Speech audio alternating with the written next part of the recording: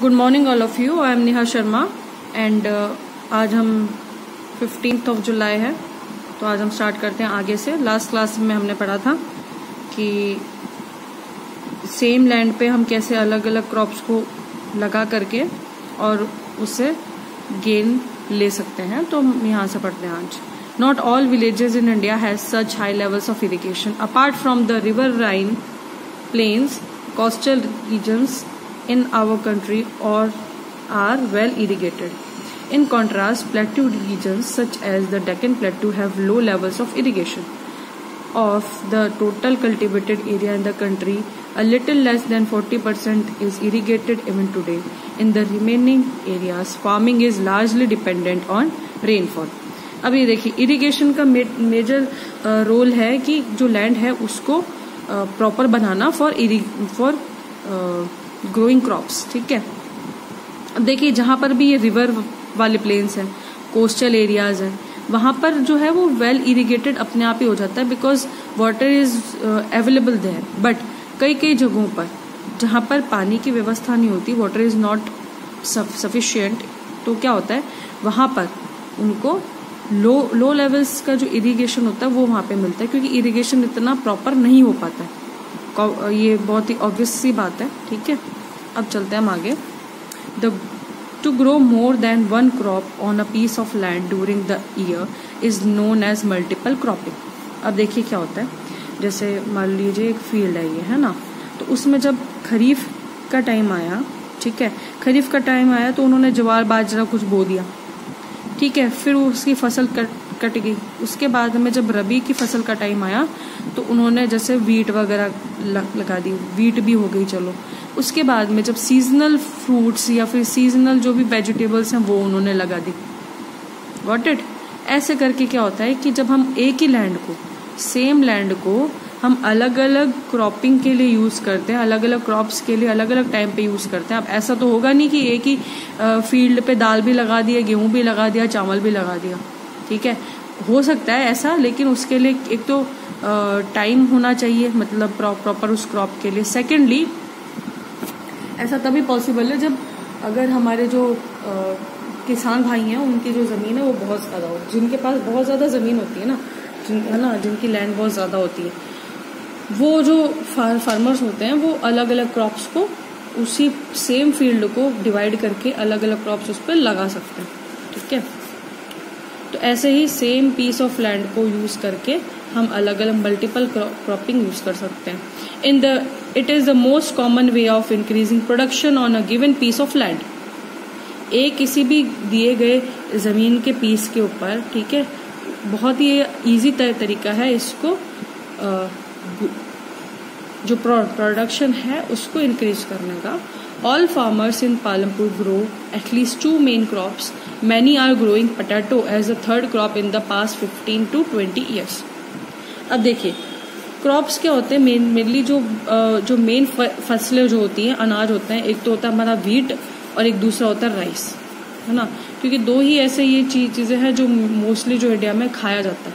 ठीक है, अब उसके अलावा ये तो मेन क्रॉप्स हो जाते हैं, एक और मान लो भले आप मेन क्रॉप कुछ भी, ठीक है, लेकिन जो सबसे ज्यादा जो यूज करते हैं वो यही होते हैं। उसके बाद में सेकेंडरी पे जो पालमपुर विलेज है वहां पे पोटैटो उगाया जाता है। ठीक है,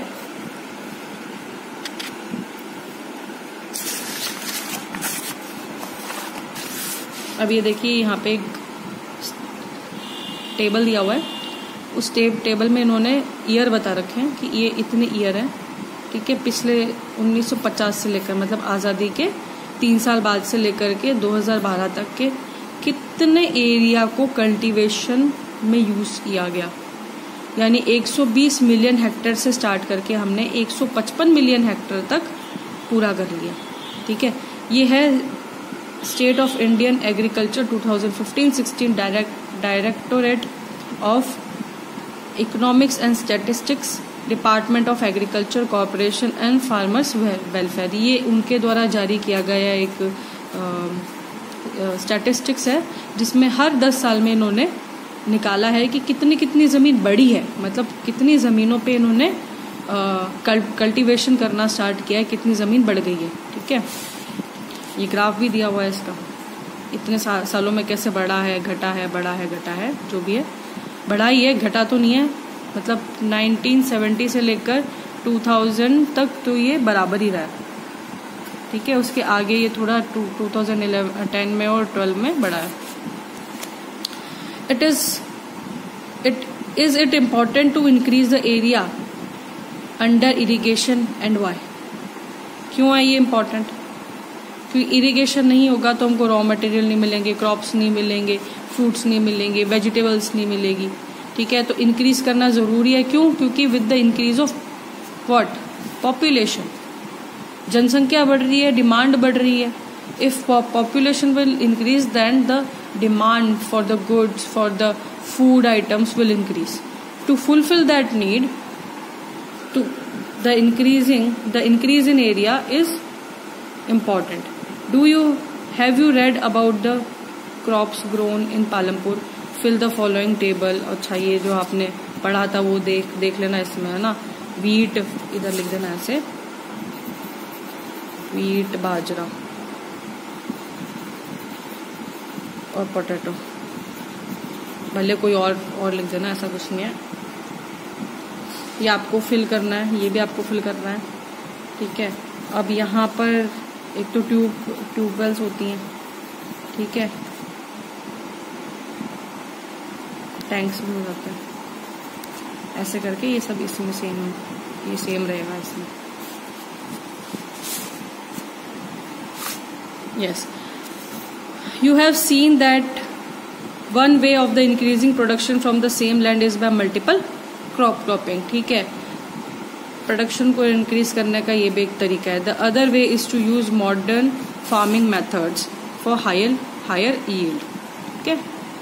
yield का मतलब क्या होता है? प्रोडक्शन। जितना भी प्रोडक्ट आता है उसको हम केजीज में या नंबर्स में अगर हम नोट करते हैं तो वो उसकी yield होती है हर एक बार की। मान लीजिए जैसे एक फार्म है पूरा, इसमें मैंने कुछ भी उगा दिया, इसमें जितना भी कुछ उगा है वो मैं उसको किलोज में या उसके जितने भी बोरियां भर जाती है मैं उतना करके उसको काउंट करा लूंगी, तो मेरे को पता लगेगा कि हाँ एक टाइम में इस फील्ड में इतनी यील्ड होती है, ठीक है। आज के लिए इतना ही, बाकी हम नेक्स्ट क्लास में पढ़ेंगे। Thank you so much for listening me and do like, share and subscribe to my channel. Thank you so much, have a nice day.